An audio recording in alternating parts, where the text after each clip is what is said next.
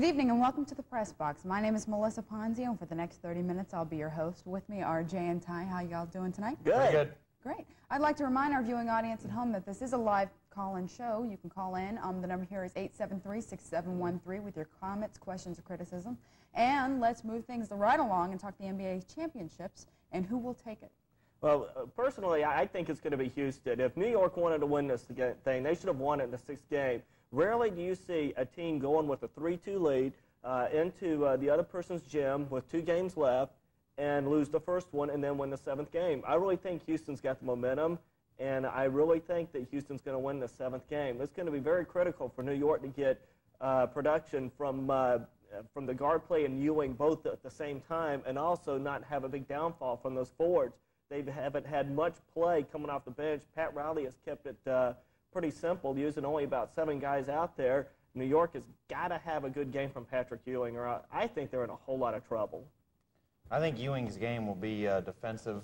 Again, he'll do the little things it takes. I think New York is mentally tougher to take on a 7th game like this. They've had a couple of 7th games already with Chicago and Indiana, and I also think it's fixed. I think the NBA wants New York to win, so it doesn't matter who's the best player on the court. But I really think that Ewing and Olajuwon are so good they'll cancel each other out. And like Ty said, it's going to come down to some guard play. If Maxwell gets hot, that could carry the tide. And Starks hitting a couple of key threes at the end, that might be the difference. A couple of Harper steals, you never know. It's a flip of the coin now. Take your pick. It's a real fans game now because these 2 teams are so evenly matched. But like I said, you can't stress mental toughness enough. Riley's teams have always been tough mentally, and Ewing is the kind of guy that's been in a championship-type atmosphere all his life. I look for him to step up. I think New York will win it, but that's just a hunch. I could be wrong. So you think that his experience will carry his team through? Maybe? Could be. I mean, you know, you got to negate Olajuwon, first of all. You can't let Olajuwon go off on some 40-point, 20-rebound game. Right. And so he's going to spend a lot of his energy keeping Olajuwon in check, which is what he's done on and off in the series, and people have pointed to his poor shooting and his poor offensive stats, but to tell you the truth, it takes a mammoth effort to try and hold Olajuwon down, and Ty knows that. He used to play one-on-one with him. Oh, yeah. And so I have a hunch. I think it's going to be the Knicks because of a mental toughness factor. I think Houston's probably sick and tired of hearing all that about the mental toughness factor. That's been mentioned a couple of times, and you know Rudy Tomjanovich is going to let them know about this. In this last game, New York only shot about 37%. There's no way they can go on the Summit and do that again and come out winning this thing. There's just no way. Houston shot about 50%. And Vernon Maxwell did not have a good game. Maxwell's the type of guy where if you get him or Ori hot, I think it's going to be lights out for New York. I think when you look at Houston, you look at Ori, Maxwell, and Kenny Smith, and if you get 2 out of 3 of those guys playing well and are hot that night, go along with Olajuwon, who I just think is one heck of a player, who's the best player in the game, I think New York's in a whole lot of trouble. Okay, well, we have a phone call right now. How caller, you're on the air? Yes, yes. I think in order for Houston to win tomorrow, it's going to be crucial that Maxwell step up. He's playing well in the series. Yeah, Maxwell will have to be a factor. He hasn't played well of late, but no, Maxwell, but early in the series he was 4 good. out of 13 in the last game, so he had a bad game Sunday. Well, also I think that you know, the Knicks really don't have a chance in this game the way I see it. I mean, it's been like since 1960s, 1970s, a team has won game 7 on the other team's home court, and you know I don't think the Knicks are about to break that record. Well, all right. I think the Knicks do have a chance. You're a little bit. For the call. Our phone system, you're breaking up a little bit. We'll try to decipher the messages as much as There's possible. been three. I'll tell you. These Game 7s that the visiting team have won. I mean, it's not like it's impossible. People point to the stats saying, oh, Game 7, last time that happened, all that garbage. But, well, it's happened 3 times. 3 times out of 11 or something like that, 3 out of 14. So it's not impossible. It's hard to do win a Game 7 on the road, but it can be done. I think if New York goes out there, shoots 45%, keeps their floor mistakes under 15, and out-rebounds Houston by 5, yeah, you can win, but that's awfully hard to do. Well, we soon shall see. And let's move on to baseball and the Braves pitching and how it was beat up this weekend. Yeah, they were beat up badly, but I'm really not going to worry about that much. That's going to happen once in a while. That happens to the best of teams and the best of players.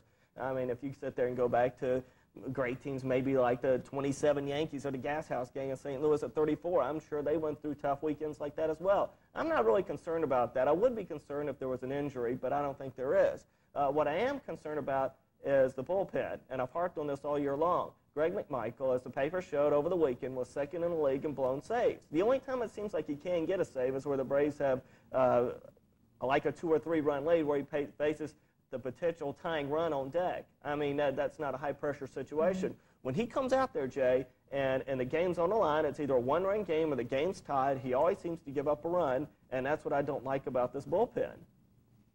You're right in that assumption. However, there's been a certain amount of bad luck involved here. I'm not in McMichael's camp. I don't think he should be the closer. But the last 2 blown saves, you've had like freaky things like Lemke fields a ball, then steps on his glove and falls down. And then the Deion Sanders nubber, I mean, that's the end of the game.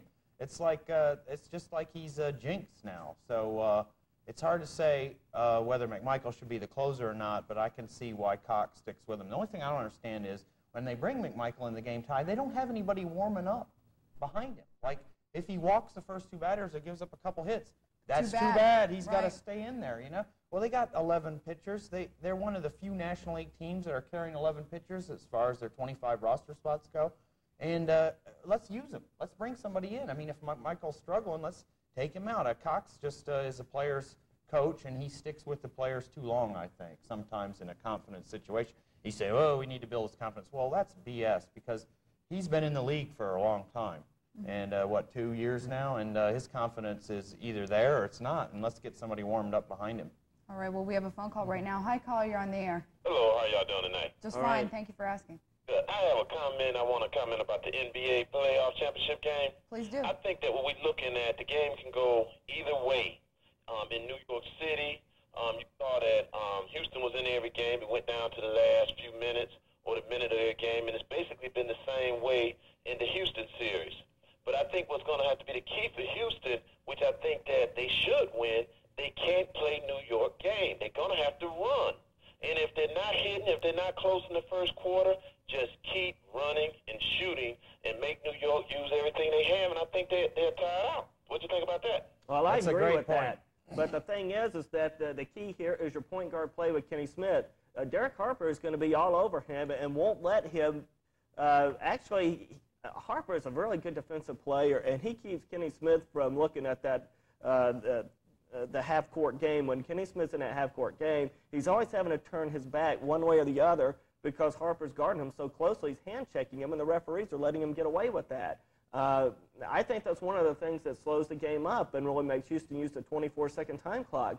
If New York shoots a horrid percentage where Houston gets a lot of transition breaks and they just get great guard play from Maxwell and Smith, yeah, it could be a great transition game for Houston and a big win. But I just don't think that's going to happen. I think New York is too tough defensively to let it happen. Yeah, New York spends a lot of energy and a lot of practice time on cutting down a fast break. And they never have a guard rebound. I don't know if you've ever seen the other teams, how sometimes they send 4 people in. The Knicks, they always have 2 guys back. They never send the 4th guy in for the offensive rebound. And the key here is the Knicks, in the early part of the game when a team needs to get off running, they won't take any long shots. This is a factor. If you know, to run in the NBA, you need to have a long rebound and then a quick outlet pass and away you go. Well, if the shots are all right within 5 feet of the basket, it's hard to get that outlet pass with everyone backpedaling. And Harper's just a great defensive guard, like Ty said. He can step into a passing lane. He can shut off a guard. And you need both your guards to run in the NBA. And Harper's taken one of them away, whether it's Maxwell or Smith or Cassell, who's ever in the game. Harper takes one of them away, and then it's impossible for Houston to run. But the caller made a good point. If Houston gets off and runs and plays Western Conference basketball, they'll win the game handily. If they play the Knicks game, it'll be close and go down to the wire. Yeah, Harper's pretty good, and Starks isn't that bad of a defensive player either. Now, one thing you got to remember now is the games really have been in twos. The first 2 games were in Houston, and they split them, right? And the next 2 games were in New York, and they split them. And there was that odd 5th game, you know, and that seemed to us as to be what the deciding factor. I think New York won that game. Now there's 2 in Houston, and I think they're going to split them. Houston winning 1 and New York winning 1, and Houston's already won their game. So these teams are, like the caller said, evenly matched, and I think that there'll be a split here these last 2 games in Houston. I like this J math. The way I look at it, it's been 2 out of 3. Houston's won 2 out of 3 at home. New York's won 2 out of 3 at home. The percentages are 6-6-7 for Houston. I'll take them. Okay, I'd like to thank both of our callers for calling in and remind everyone else that this is a live call-in show. You can reach us at 873-6713. And I believe we were talking about baseball before. Yeah, the Braves pitching. Right. beat up. Well, the Reds got a good lineup, though. Well, they do have a good lineup, and they're batting something like 290 as a team, and so I can see that. But, you know, you've got the old cliche, good pitching beats good hitting. What concerns me here, and I don't know if this is that great of a concern, maybe we should look at it as a blessing, is that Tom Glavine and Steve Avery have ERAs that are approaching 4, and yet the Braves have the best record in baseball, along with the bullpen that I don't think has been very strong. So I kind of look at that as something positive because Avery and Glavine can both be dominating, and I certainly think that they're the type of pitchers that have ERAs well under 4. I think we'll get better production out of them, and of course, unless one of them's hurt. We have a phone call. Hi, caller, you're on the air. Hello, very good day, isn't it? Hello. Well, my question is, how do you feel about the Braves trade? Dion sounded right. Okay, well, All tell righty you then. what. What's he had to drink, Jay? I don't know. Maybe he's been at the stadium having those $4 beers. Now, you mentioned the Reds. Yeah. Now let's talk about Ron Gant. Well, Yeah, put him in that lineup. yeah, really. Let's do Now, that. I wonder what the Reds' thinking is here, because here it is. You have Kevin Mitchell. He's got 17 home runs, so there's a lot of power. You got Deion Sanders, who's going to lead the National League, I think, in stolen bases, unless he gets hurt. And then you got the other Sanders. Reggie. Who has a slugging percentage of a little over .530. If people want to know what that compares to with an Atlanta Brave, David Justice has a slugging average around .530. That's a pretty good outfield, and the only thing that I can think what the Reds are doing here is that they're afraid someone may get hurt, especially Kevin Mitchell. He hasn't been very reliable in the past few years. And so if he gets hurt, yeah, you can stick Ron Gant out there in his place, and you have that right-handed bat with a lot of power and not too much defense. Well, I think that what they're going to do is down the stretch or in the playoffs, they're going to platoon Sanders. I think Deion Sanders, D. Sanders, not our Sanders. They have they know from his history, and the reason the Braves trade him is he cannot handle left-handed pitching. So in a game that really matters down the stretch or in the playoffs, they'll take Deion out of the lineup, put Gant in there, and they'll have 3 right-handed, real good hitting outfielders. So I think that's what they're. And it's really an experiment too. You know, they're just going to try Gant at the end of the year here, and then sign him next year to a big contract, and they may move one of those guys. I don't think they're real happy with Mitchell. He doesn't fit the clean-cut kind of image that the Cincinnati front office has always looked for. Well, if you ask me, when you look at the Reds, if they're ever going to make any moves towards being a playoff team, and to be a playoff team, they're going to have to win that Central Division. I think Montreal is going to be the wild card.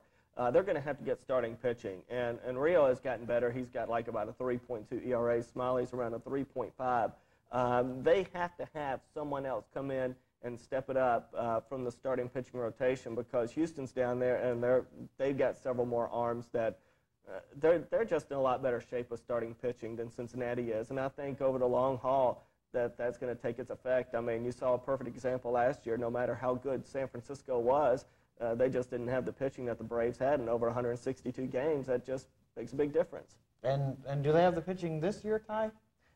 No, I don't think so. I think you heard it here first. We Right. talked about it at the beginning of the year. The Giants weren't going to win that division. They're no good. They played over their I head thought last they year. would win. I Oh. think they're really missing Will Clark, who's only batting about 380 over there for Texas right now. Yeah, they're missing him, but they're also missing some pitching. Everyone played over their head for the Giants last year. Well, That's why they signed a free agent in the offseason, and Yeah. but it just hadn't made up that much difference. The hitting at San Francisco is a big problem over there. They're just not hitting well at all. While you have Los Angeles out there just killing the ball this year, Mike Piazza's just he's an all-star. He's the starter. I mean, he's going to win that thing. And he's batting something like 340, and he got off to a slow start. The right fielder, the rookie Mondesi for Los Angeles, is batting over 330. And they're really starting to put the pressure on San Francisco. I think San Francisco is going to have to make some type of move to get another bat in that lineup. They need a first baseman badly. Okay, so we're speaking of hitting. What about Ken Griffey? Do you think he'll set the home run record? That's an interesting question here. Ken Griffey, at this pace right now, would have 71 home runs this year. But I really don't see him getting that, and I'll tell you why. They're going to be in a pennant race. They're in that weak Western Division where no one even has a 500 record over there. So when Ken Griffey comes up to bat, I think that the other teams are just going to walk him. I mean, Seattle is not that good of a team, so why do you let him beat you? Yeah, that's a good point. I've said that all year long, that he'll be close, but when it gets down to it, he won't see the pitches. They'll pitch around him. They'll probably, throw at him a couple times, get him all off his game. But what Ty's point is great. They don't have another bat behind him, so why not walk him and pitch to the next guy, whatever he is, whoever he is. Look at the numbers this guy has. He hits a home run. He's got like a 12% chance of hitting a home run when he comes up to bat. His slugging average is around 757. Compare that to a couple of Hall of Famers.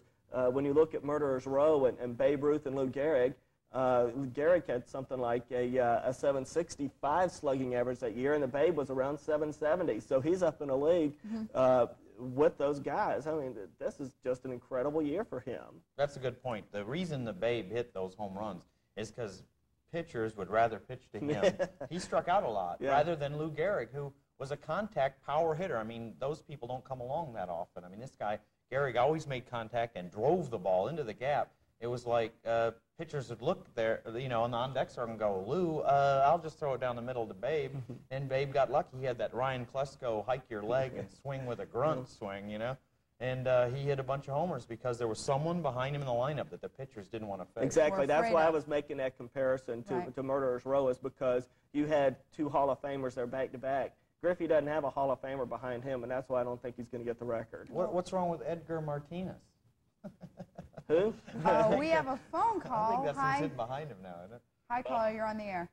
Yeah, I want to know how you feel about Darryl Strawberry signing with the Giants. Dale Strawberry and the Giants. It's a knee-jerk reaction, a last-ditch effort to try and put some offense. I don't think he can contribute right away. What they need is someone to contribute right away, with McGee being out for the year.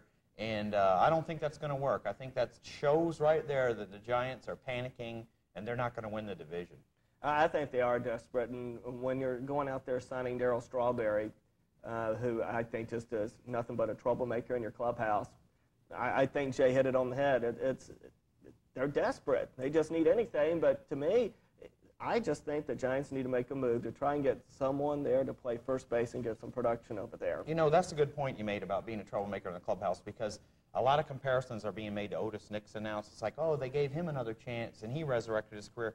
Why can't they give Darryl Strawberry? Well, you Wasn't this like his fourth? But Nixon wasn't a troublemaker. Right. You know what I mean? He just was on drugs. Whereas Strawberry, not only was he on drugs, but he's just literally a troublemaker, like Ty said.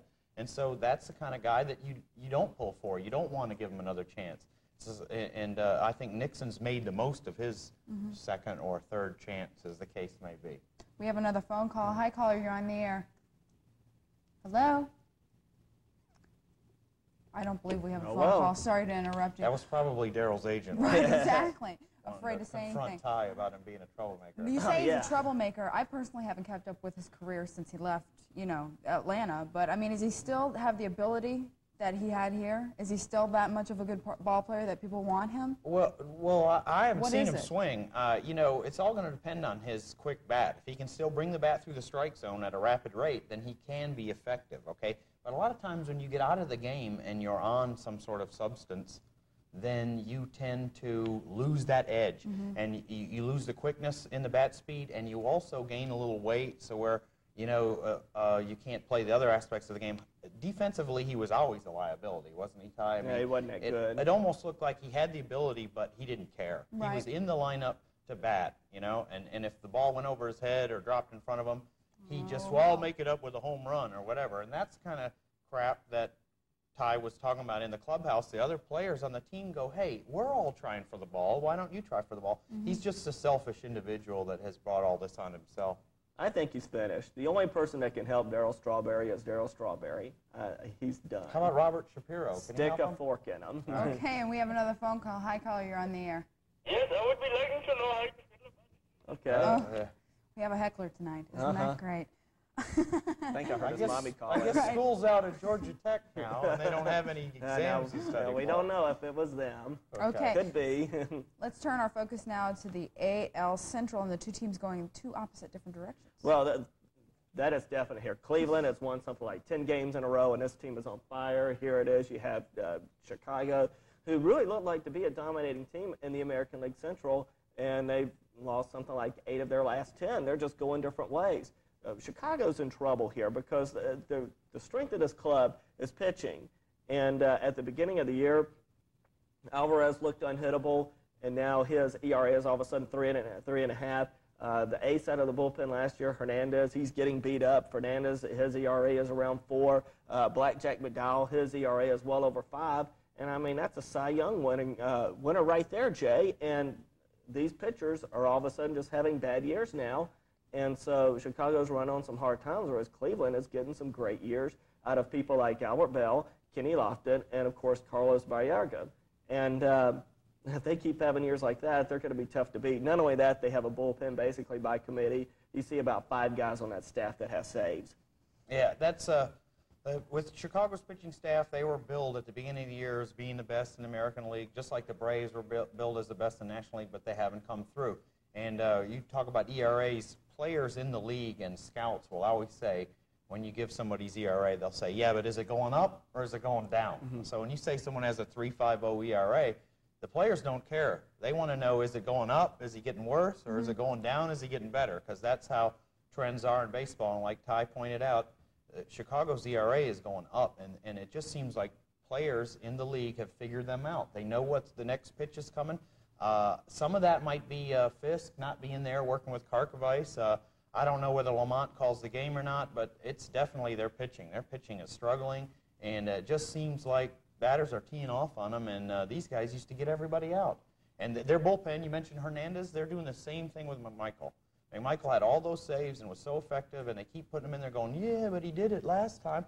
And the White Sox coaching staff is doing the same thing with Hernandez. They're throwing him in there, and he blows the save, and they go, yeah, but he used to be able to get him out. We can't figure it out. Well, there comes a time when you just got to ditch that guy and go to somebody else. And the White Sox aren't doing it. They're blowing game after game after game trying to get this guy's confidence back. Yeah, I think that one key acquisition that Cleveland made in the offseason was getting a seasoned veteran like Eddie Murray to come in that lineup of first baseman. He's got 10 home runs and something like 45 RBIs right now. Those are very good numbers. And I was really curious in the offseason to see if they would actually have made a move for Will Clark when he was available, because when you sit there and you look at that Cleveland team, and if you just think that if they got another pitcher to go along with another bat like that at first base, you'd think that they could make some progress. But Murray has really stepped in well, and I think has also provided some really good leadership. I mean, he won a World Series with Baltimore in 1983. This guy knows what winning is all about. We have another phone call. Hi, caller, you're on the air. Hey, guys, what's up? Hey. Hey, you're on the subject of White Sox, and you mentioned Ken Griffey a while ago, along with Lou Gehrig. I was thinking that Frank Thomas may be our generation's Lou Gehrig, and he didn't have Babe Ruth in his lineup. What's the deal? Great question. What is the Who's question? got the answer?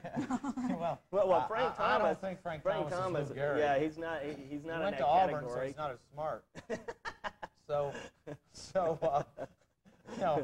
But he's a great player. He hits like Lou Gehrig. He drives the ball into the gap, and sometimes it goes out. He's not the pure home run hitter with loft on his bat like Babe Ruth. That's a good point. Frank Thomas does seem like Lou Gehrig. No, but I tell you what, he does have some pretty good bats in that lineup. Julio Franco's having a great year for Chicago. I mean, Chicago's hitting something like 280 as a team. I mean, there's no weak sisters in that lineup hardly. No. Reigns. As a matter of Ventura fact, when you sit there and you look at this Cleveland team and you see all the pop that they have, I got news for you. Chicago's got the same team batting average that Cleveland has. So when you put all those good players around Frank Thomas, yeah, he's going to see some good pitches, and a good hitter like him, he's going to do something with it, namely put the ball over the fence. You're still choked up over the Auburn comment, Ty? I like that, Jay. We have another phone call. Hi, caller, you're on the air. Do you think Matt Michael can be a problem to Greg Maddux by blowing 2 of his last 3 saves? Actually, it's 3 out of the last 4 of his saves that were blown were on Maddox's wins. And do you think the Braves can win it without like a bulldog type player? A bulldog type You player? mean like George Lombard or somebody like that? You know, somebody they can follow, you know, when it's tough. Oh, yeah. I look at Glavine like that, though. He's a gritty, gutty kind of pitcher that goes in there and battles. He's not getting the calls like he did in the years past, but I guess he's like their team leader, their bulldog type player, to quote that caller, if that's what he's after. Lemke's the same kind of player. Yeah, I was going to say Lemke and Blauser remind me of those types of players. Blauser's too much of a flake, but Lemke's like a down-to-earth kind of. Jay, what's a flake? What do I have to do? Well, Thank you for your call. Let's move on to college athletics and some of the problems that they are facing. Well, now another team in the ACC ran into problems today, as Wake Forest. They're now on probation for a year in basketball. Although it's minor, they're only going to lose a scholarship. But we haven't really harped on this, Jay, about the situation down at Florida State. And not too long ago, you had this bad situation at Auburn, and there's this ongoing situation with Gene Jelks at Alabama. Personally, after what happened to Auburn, I really don't think anything that bad is going to happen to Florida State or Alabama. But that's not really what concerns me here. What concerns me is the way that people sit there and look at the way college athletes should be paid. And personally, I don't think that should be the case. And I want to get your opinion on that, how you feel about it. I didn't know that there were problems in college athletics. There's a lot of problems, and a lot of the problems are financial. I don't think they should be paid. You know, the argument is they bring in a tremendous amount of money into the university, so why not share some of that money with them? Now, I don't think they should pay college athletes because you have the pro option now with baseball, basketball, and football, I guess now, with the people jumping their senior year and going in the draft. If you want money for playing athletics, then you can go pro, okay? So you don't need to go to college and ask for $1,000 a week or whatever because your university's getting so much money. So if you want to go to college and get an education, then you can play on a sports team. I've always been against paying college athletes. The almighty dollar sign and TV has ruined college sports, whereas it used to be a game of amateurs. Now it's just gotten out of hand, and every university has this thing. It's not just Florida State or Wake Forest. It's the only one. They're the only ones that got caught so far this week. Yeah, they got caught, but maybe they got caught because they've used it a little bit more than others. The reason that I totally disagree with paying these people is because if you pay football players, you're going to have to pay everyone down to women's soccer. And that's just what the law is. If you do that, you're going to have a lawsuit. So universities cannot afford to do that. So if you're going to pay someone, you're going to have to pay every athlete. Well, it's definitely something to think about, and I'd like to thank you both for a wonderful show. I'd also like to thank Dirty Al's and Northside, our sponsor, they're just really great guys and standing behind us 100%. And it was a great show. Thank you, everyone, for calling in, and we will see you next Tuesday, same time, same place. Thanks a lot.